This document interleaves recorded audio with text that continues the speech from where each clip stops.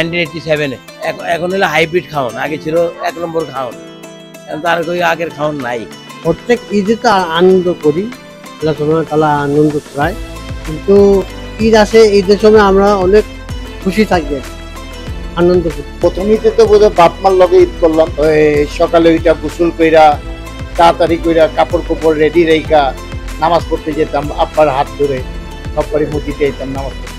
যখন আমার বয়স হয়েছে 14-18, তখন আমরা গোসল করে সারাদিন গোসল করতাম। হ্যাঁ, সকাল থেকে আসতাম, রাত্রে যেতাম।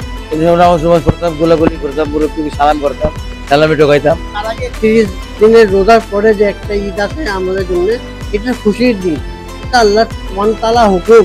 এই যে আমরা বাসা বাসা যাই, মুরব্বীকে সালাম করি, সেমাই খাই, তারপর দই বড়া খাই, ফুচকা খাই, মানে যা আছে সবাই আমাদেরকে আদর করে, সবাই খাওয়ায়। দেন আমরা বয়স হয়ে গেছে, কে বলবো 5-5 বছর। নামাজ নামাজ কইরা বেগম বাজার যেতাম, বাপ মার জিয়াদ করতাম, দাদা দাদি সবাই আছে, সবাই তো এখন মরে গেছে।